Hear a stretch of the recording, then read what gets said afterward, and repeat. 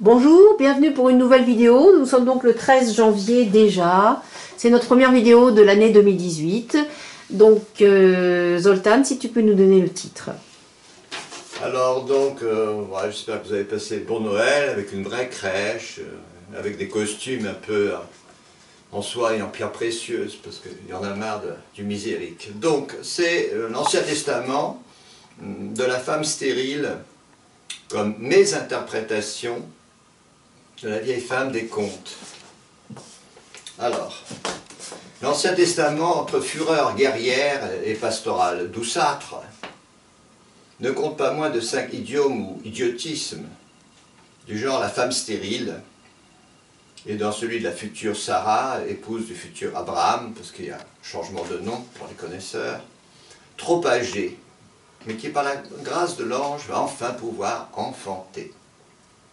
Par quoi, et pour ne pas changer, nous tombons une fois de plus sur la déformation d'un thème des contes très ancien, par un scribe qui, une fois de plus, étale son ignorance, comme le caractère chaotique de la trop fameuse Torah.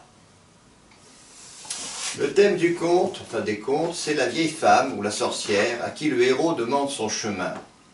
Il arrive même que la sorcière demande au héros le lieu où le soleil se couche. Or, par définition, une vieille femme est libérée de ses lunes, comme dit le populaire, qui est ici infiniment plus poétique, donc véridique, donc symbolique que l'Académie. Immédiatement, négativement, la vieille femme, ou la femme jeune mais stérile, arrête, stoppe ou casse le cycle des générations, d'où la désapprobation sociale. À cela près que dans toute société, la simple génération n'est que la base de la différenciation ultérieure des fonctions, des castes, etc. Nous retrouverons cette distinction entre matière, la matière c'est l'être humain, et forme. Forme c'est la fonction, donc la capacité particulière, encore plus accentuée au niveau sacerdotal. Donc cette différenciation est encore plus accentuée au niveau sacerdotal au sens de René Guénon, puisque à ce niveau, il y a à la fois la religion, mais dedans, il y a, la religion c'est le langage commun, mais il y a ce qui transcende la religion. Donc c'est plus du tout la religion. À savoir les rites propres à la seconde naissance, qui par définition n'a rien de charnel, ni même de social. Par quoi nous approchons du sujet de cette vidéo, à savoir la stérilité entre guillemets, au sens symbolique, et dans ce cas précis au féminin, puisqu'il s'agit de l'âme capable ou non d'accueillir en son sein le rayon céleste. En plus sentimental, la femme enceinte, donc l'âme enceinte de l'esprit. Mais au fait de quel signe reconnaît-on que l'âme est capable de cette visitation, puisque c'est bien de cela qu'il s'agit dans la légende de la Vierge.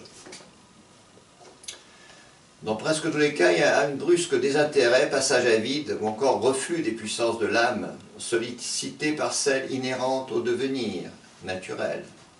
Une femme doit enfanter, socialement de rigueur, un homme doit faire la guerre. Prélude à une quête en mode archaïque sous le signe du prodige. Et dans le cas de la femme stérile, avec cela trop âgée, complètement dégradée en métaphore.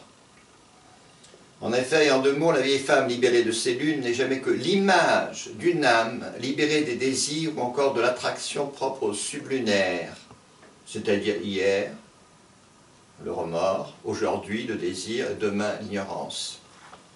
Donc, libérée de ses lunes, donc voilà, donc elle est stérile. En termes de lettres, on dira en arabe que l'horizontale du bas, ou encore la pirogue ou le kayak, oh tiens, j'en ai pas là, ce serait une autre image, on verra ça. La pirogue ou le kayak bascule à la verticale de la lif. En mode trivial, donc, moi je, il faut, nipad, bois la tasse. En mode transcendant, quelque chose donc à ensemencer l'âme, en plus ailée ou symbolique, une flèche d'or a percé l'argent du désir. Pour un kabbaliste, ça sera le contraire, puisque l'argent c'est la nuit.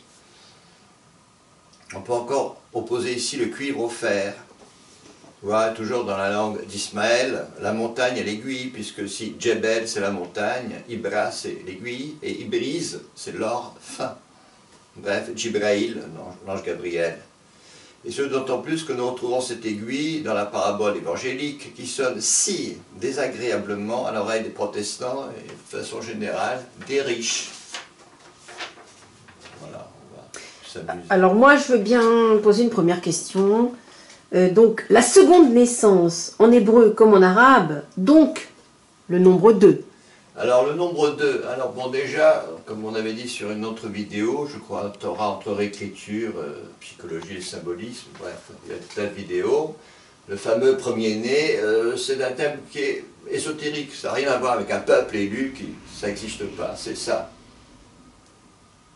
Le B, le K, le R. Et quand, si on met dans l'autre sens, on aura en arabe, voilà, Baraka. Voilà, comme ça, Baraka. BRK. Donc ça, dans ce cas-là, en arabe, c'est 2, 220. En hébreu, le premier-né, c'est 2, 20, 200. Et alors, en fait, y a-t-il un rapport entre ce nombre 2 et les jumeaux hermétiques? Alors, oui, donc là, il y a les deux. Donc, tout le système est ordonné à quelque chose qui n'a rien à voir avec quelconque fonction sociale. Alors, les jumeaux hermétiques, tu vois, l'arabe, c'est quand même assez formidable. Donc, voilà. Ça, c'est le cheval, et ça, c'est les deux cavaliers sur le même cheval. Les deux cavaliers sur le même chemin. Voilà, c'est la lettre Ta. La lettre Ta qui est 400 du reste. Voilà, c'est le langage des symboles, il est abstrait. Oui, oui. Ça n'a rien à voir avec la sentimentalité religieuse, et mon prophète, il est plus beau que le tien. C'est ça. Ta, c'est ça. Mais alors le Ya, les deux cavaliers sont sous le S? Alors c'est ça qui est drôle, en arabe le Ya, le I, quoi, qui vaut 10, c'est le Kof qui vaut 100. Quoi. Alors là, le I c'est un S avec les deux points qui sont en dessous. On peut dire que les deux cavaliers, ils sont en dessous, ils ne savent même pas ce que c'est qu'un cheval. Là, ils sont sur le cheval. Et le kaf en arabe, en fait, si tu ne fermes pas, en fait c'est un i, quoi. C'est un i. Et 10 et ça c'est 100. Enfin, le kaf, il est comme ça en arabe, mais on peut le dire que c'est comme ça. Donc là ils sont sous le cheval, et là, bon, ils sont carrément sur la tête du dragon, quoi, si tu veux. Le cheval est devenu un dragon, quoi. Alors, donc ce sont des signes archaïques qui tiennent du prodige. Tu peux nous donner un exemple? Non, alors c'est pas les signes qui tiennent, oui, les signes archaïques qui tiennent du prodige, ils sont prodigieux dans leur abstraction. Dans leur abstraction, ils sont prodigieux, Parce oui, que, d'accord. Un philosophe, il est incapable de créer un langage comme ça. Pardon, je retire ce que j'ai dit, oui. Philosophe, quoi. Philosophe. Les prodiges, alors dans la quête archaïque, il y a par exemple dans la légende de Savko, c'est la légende de la Russie du Nord. Le héros, il jette sa hache de cuivre, du reste elle est en cuivre, du reste il la jette dans la mer et la hache surnage. Ça veut dire que de nouveau, les lois naturelles, l'attraction naturelle, le désir naturel, donc représenté par les lunes et en même temps le fait que la femme peut enfanter. Donc tout ça, voilà, la hache de cuivre, elle surnage. Elle surnage. Il est beau ce chat. Alors il y a un autre qui est plus classique, c'est le Bouddha. Il veut savoir si sa quête, qui est donc verticale comme la livre, c'est pas horizontal comme le bas, quoi. Il veut savoir si sa quête, alors il jette son bol à aumône dans l'eau, dans la rivière, et le bol à aumône, au lieu de descendre le fleuve, il le remonte. Donc tout ça, ça veut dire que l'attraction naturelle, représentée par les générations, une femme met au monde des femmes et des enfants, la vraie signification, elle est là. Vous voyez bien la femme stérile, trop âgée, nanana, dans la Bible, c'est bon, c'est pas terrible, quoi. Alors en fait, avec tout ce que tu dis, l'Ancien Testament, il ressemble plus que jamais à un pensum pour ornithorynque, si je puis me permettre. Disons, pour éviter une critique trop facile, Tu veux dire que la bestiole possède un dard empoisonné? Oui, ça c'est niveau soral, quoi. Bon, évidemment, la cabale. Tout ésotérisme est un poison, ou un breuvage dangereux, voire mortel. Voilà. J'ai rien dit. Mais, et ce pensum? Alors, de nouveau, la Torah, c'est un patchwork qui est terriblement inégal et qui prouve à qui sait lire qu'Esdras, qui revient en moins 586 à Jérusalem, alors sur Google, on apprend que c'est la même date à laquelle apparaissent les 7 sages de la Grèce. Donc Esdras, il n'avait pas les moyens de ses ambitions, quoi, que ce soit sur le plan des principes, donc la vraie connaissance ésotérique, il n'avait pas, et le support, le peuple, alors encore moins, puisque bon, comme d'aucuns ont remarqué, il n'y a pas de plus antisémite que l'Ancien Testament. Peuple rebelle, peuple imbécile, je te tuerai, je te massacrerai, c'est Yahvé qui parle. Bon.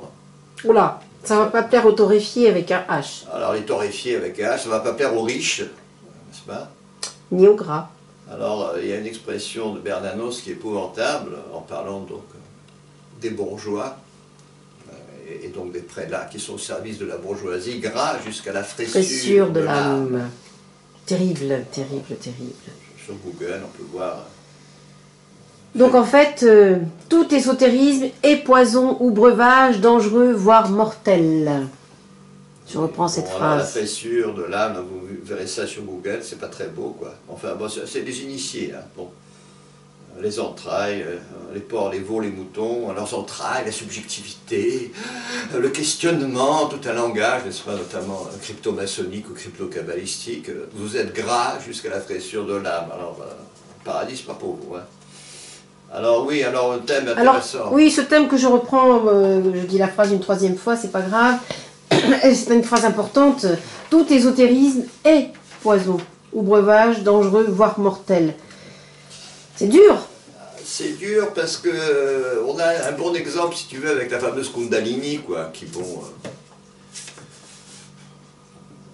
pas être vulgaire, mais enfin, si c'est aller aux Indes pour devenir homo, ou faire sodomiser par tous les sadhus de passage, ce serait pas la peine, quoi. Au départ, il y a, pour des gens vraiment motivés, il y a des vraies techniques, si tu veux, moyens habiles, qui permettent de cette énergie qu'on refuse au siècle. Donc on ne va pas faire la guerre, on ne va pas faire l'amour, qu'elle, petit à petit, voilà, elle remonte ceci, cela. Mais la réalité, c'est que ce sont toujours des techniques. On va dire une phrase que enfin, les gens qui sont en quête peuvent se mettre dans la tête. On ne fabrique pas le cheval blanc. C'est ou c'est pas, c'est donné ou c'est pas. Le musulman dira Allah, il guide qui il veut comme il veut. Comme il veut, oui. Et ce qui compte, c'est pas du tout, comme dit Guénon, d'arriver, c'est le voyage. Il y a ça dans le vrai soufisme, et il y a ça quelque part dans le vrai taoïsme. C'est le voyage, parce que à ce voyage, c'est un labyrinthe magique, c'est une tour de Brahma magique, à un moment donné, une porte s'ouvre, une autre se ferme. Ce qui compte, c'est le voyage. Théoriser comme Guénon qu'on va arriver au bout ultime, voilà, comme diraient les maîtres zen. Il y en a une qui est très belle, on adore ici. Maître, que faut-il faire pour éviter la transmigration, au sens normal, quoi. Alors le maître, il dit, il faut éviter. Faut éviter les actes qui engendrent cette transmigration, quoi. Alors, mais quels sont donc ces actes? Alors le maître répond, pour rechercher le nirvana, ça engendre la transmigration, quoi. Difficile. Et alors, en fait, ça rejoint les études savantes de Guénon, initiation ascendante, descendante, enfin, ça rejoint. Mais enfin, Guénon, pour jusqu'au bout avoir cru à l'illusion maçonnique, et quelque part, bon, il était bouché quelque part, ça. Les meilleurs historiens maçons, vous allez voir les blogs de M. Dachez, bon, l'initiation virtuelle, tout ça, enfin ça explose. C'est une création qui est devenue un instrument du mondialisme, point trait, quoi. De même tout un judaïsme, soi-disant cabale, bon, c'est au service du mondialisme. Donc ça vaut rien. je parle du point de vue spirituel maintenant. Si tu crois ni à la vie ni à la mort, et puis bon. Alors là, on va peut-être terminer sur cette poule. Cette poule, alors on lui a mis un œuf de. Un œuf d'oie. Un œuf d'oie. C'est assez amusant, mais bon. Ça veut dire aussi un peu quelque chose, quoi. Une poule, c'est fait pour faire des poussins. Normalement. Alors, Merci. On s'est amusé. À bientôt.